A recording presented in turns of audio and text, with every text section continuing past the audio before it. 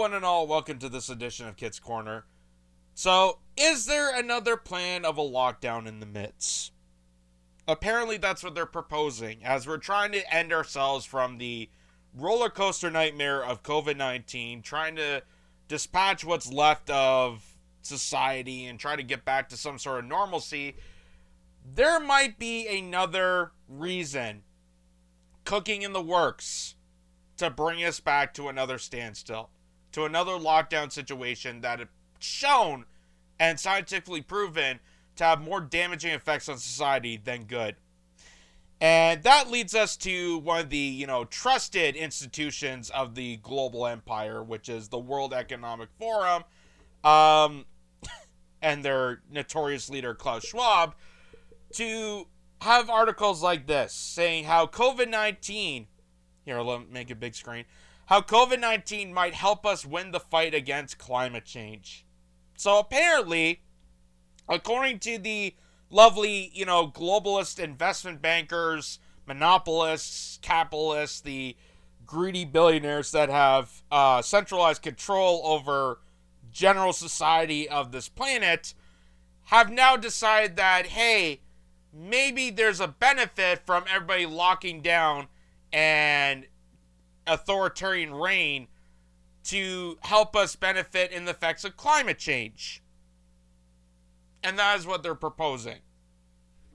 So, then that also came to this, also from the Economic Forum, saying, a year into the pandemic, 3 things we've learned about the planet.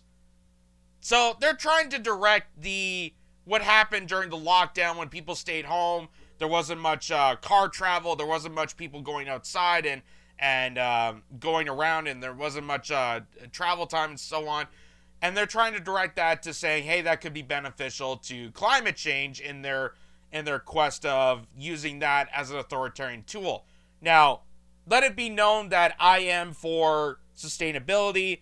I am for, conservation of the environment. I think it's very important as part of human society that we have clean water, clean air, not just for the benefit of the planet, because the planet really is just a rock, but in benefit to us because we are breathing living creatures that need sustainability, that we need the clean water, we need the clean air, we need oxygen to survive in this world. And considering that we are living in a climate catastrophe, there are benefits to this. But you have to understand where this is coming from. You have to understand that this is coming from a bunch of greedy globalists that have jet-set their private jets to foreign countries, that they all gather together, they get into their gas-guzzling limousines and Cadillacs to decide the fate of the rest of the human race. That's where this gets disturbing. That's where this is getting disturbing. And this is where I have conflictions on this, for obvious reasons. So, here's even from this. This is the World Business Council for Sustainable Development. And this is apparently a global council of business partners and different corporations that are gathering together to align themselves with the World Economic Forum to also pledge their support in their efforts to help reduce climate change, when really it's not actually helping the situation. So they say in this article here, shifting Arctic ice, raging wildfires in western U.S. states and elsewhere, and methane leaks in the North Sea are all warning signs that are approaching a tipping point on climate change, where protecting the future of civilization will require dramatic interventions. Under a climate lockdown, governments would limit private vehicle use, ban consumption of red meat, and impose extreme energy-saving measures, while fossil fuel companies would have stopped to drill. To avoid such a scenario, we must overhaul our economic structures and do capitalism differently. So that's an article from the Sustainability World Business Council of Sustainability, saying that we need to propose a lockdown situation, that we need to tell people that they're under house arrest, we need to cut off their energy supplies, we have to restrict their diets, we have to restrict their use of their own vehicles, And under the guise of climate change, well, they also say, the classic line of, you will own nothing and you'll like it, to try to subvert some sort of environmental victory on this. And again, this is coming from a bunch of globalist leaders that gather together in their private jets that produce probably 30 times more pollution and disruption to the environment than I've ever done in an entire year. Every time they go to an economic summit, or they go to a COP25 or whatever they call it, an environmental summit, they produce more carbon emissions than I've probably ever done in an all year. So remember where this is coming from. And to say that a climate lockdown is their solution is not exactly the most appropriate approach to doing this. And they're trying to use the excuse of, well, if COVID-19, it worked successful because there wasn't as many cars and not a lot of people need to consume gas, and there was a lot more food because people weren't going out to grocery stores as much. So maybe somewhere there could be benefits to this. That's their excuse to this, that they need to go authoritarian under the guise of climate change, which in actuality, in most agreements, majority of people understand about environmentalism, but not to this approach. So then this goes on to this. So the World Economic Forum puts these videos together, and this is kind of what they're proposing in future developments. So this guy here, Wick Greenston, put out this video saying, World Economic Forum, Paris is planning to become a 15-minute city. This is what they're proposing, to restructure entire nations and cities to have basically a 15-minute feel, so that basic necessities are within a 15-minute radius around your house. Now, I'm going to be honest. It does sound a bit appealing. It does sound appealing. And for my personal benefit, I would benefit this. I would benefit having a 15-minute city. I would benefit the idea of being able to walk or bike or just go down the road and be able to get my necessities and, groceries or wherever within a walking distance, not having to go across a town or go to another side or gas up a Hyundai to go to Costco when I can just walk down to the local farmer's market. I know they do it in European nations, and it's kind of fascinating, the cultural shift that you see there. But again, the disturbing part of this, and this is where I critique on this, is you have to understand where this is coming from. This is not the city of Paris saying this. This is not a PSA from city government. There's no urban planner that's proposing this. It's not a grassroots initiative. Nobody voted this in. This is the World Economic Forum enforcing this on a random city, saying, hey, we're going to take over your town and we're going to restructure it to a 15-minute city. This is coming from a bunch of billionaire, narcissists that gather together to pollute more of the world than any of us combined. And they're dominating over city after city after city to propose these measures. And again, this is not coming from a grassroots movement. This is not even from Greenpeace. Not even the Green Party would suggest something like this.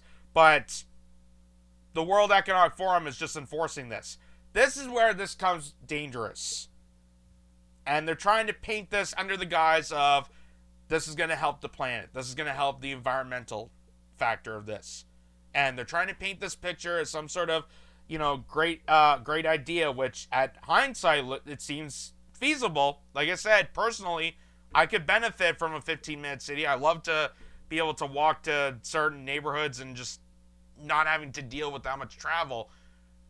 But to force people to stay at home, to force this upon people, is just downright degrading, and it's actually causing more damage than good when it comes to even stuff like this.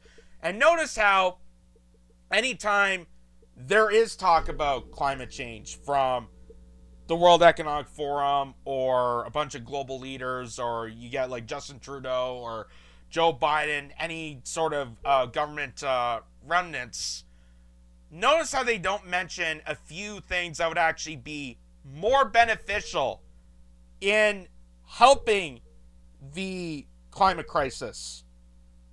For example, you notice how they don't mention about planting more trees. Now, I know that seems like a simple thing, like why, that just seems like a no-brainer. Why would we even mention that? Well, exactly. Why would that not be mentioned? That planting more trees would actually reduce the carbon emissions because trees take in carbon dioxide and produce oxygen. And considering we've had deforestation, we're deforesting the Amazonian rainforest right now. We're getting a bunch of capitalists that are going through forest after forest, cutting them down, building a bunch of houses. Nothing's being mentioned about replanting trees. Nothing's being mentioned about that. And also nothing's being mentioned about hemp, which I think is the most miraculous crop to ever exist in human life. Hemp is one of the most beneficial plants you could ever imagine. And there are so many benefits, there's so many uses. They can use it for manufacturing, they can use it for plastics, they can use it for manufacturing goods, from clothing to bags to purses. I've seen everything being used for hemp. They can even use it for biofuel. None of this is ever getting addressed in these climate summits. None of this is ever getting addressed. But they are prepared to take extreme measures by locking you down. This is kind of the thought process that they have. That you have to be trapped like a rodent in order to benefit the society as a whole. That you have to trap down, bunker down.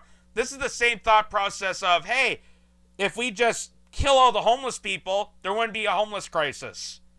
That's kind of the insane thought process that the World Economic Forum is enforcing onto people. That if we just hunker people down, it'd be beneficial. It'd be beneficial. So you have to understand, it seems appealing, but look where it's coming from. Look where it's coming from. And also, they will turn to stuff like this. Before and after photos show the dramatic effect lockdowns had on pollution around the world in 2020. So they're going to point to stuff like this and say, hey, you know, it worked. We had less air pollution. Yes, we had less air pollution because people are forced to stay inside. There was less cars on the road. Less cars on the road is going to reduce pollution. But at the same time, it's coming from the World Economic Forum, and they produce more pollution and emissions than probably any of us combined in a year. Just on one trip alone. And you have to look at all the implications that imposes on this.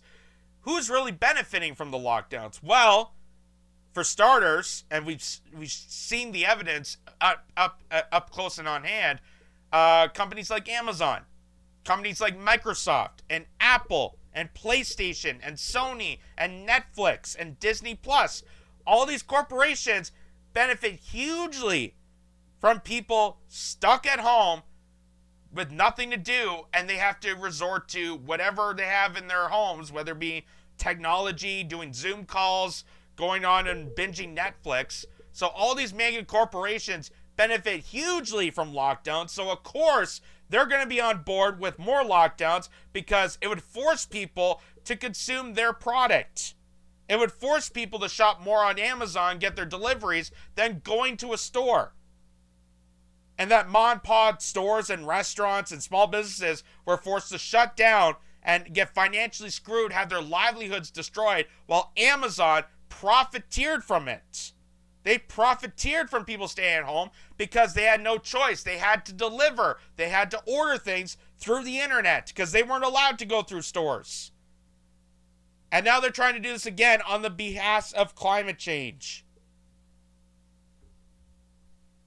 So that is what is disturbing about this. That is what is deeply, deeply evil about this.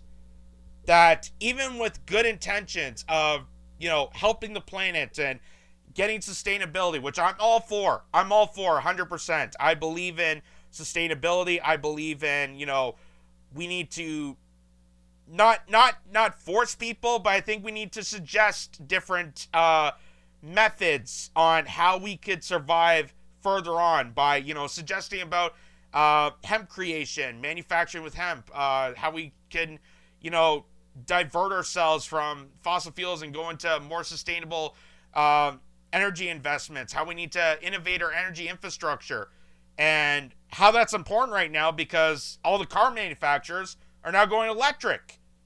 So if everyone has an electric vehicle, how are you going to support a failing energy grid to charge those vehicles? Well, you need to invest in your energy infrastructure. Nothing's being mentioned about that. But they're telling you that they're going to cut your power, they're going to cut your hydro, your electric, your gasoline for all your single family dwellings out there. But all the McMansions of Jeff Bezos and Bill Gates and Warren Buffett and the Koch brothers and Klaus Schwab and George Soros, are they going to have their electric cut off? No. Are they going to have to take sacrifices? No. Are they going to do anything to cut back their emissions? God, no. But they're going to tell you to do so because it's affecting their air. They want clean for themselves. They want the poor people to clean up after them. That's what's cynical about this. And that's why I'm calling this out. That a lockdown situation, no matter what outcome comes from it, is not the way to go. It's not going to convince people in that strategic way. It's not going to convince people to do that. And again, there's no real scientific analysis. There's no scientific evidence to back that claim. And like I said, there's proven methods that we could be doing right now, proven ideals that we could be doing right now that would hugely benefit the reduction of air pollution, that would benefit emission rates, that would benefit the climate catastrophe that's not being mentioned.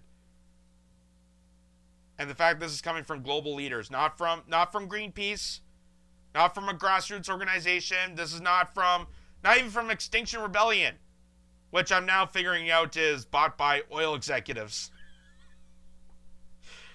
I kid you not. And I wish I had the photo with me. The Just Say No to Oil group. The ones that are throwing mashed potatoes on paintings.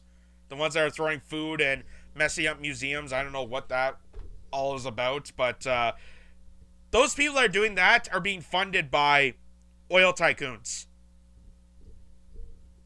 So, just kind of the irony of all this. The real irony of all this and how distraughtly evil this really is. And how it's not going to benefit the outcome. Like, this is not going to help the planet. It's going to help their pocketbooks. It's going to make them look good. It's going to make them feel like they're, morally conscious and powerful and empathetic and, what's the word that they always use? Feel enlightened. But it's not going to help the actual outcome of society. It's not going to actually help or make a difference of the emissions rate. And we're still going to have a climate catastrophe because it's not going to benefit people. It really isn't.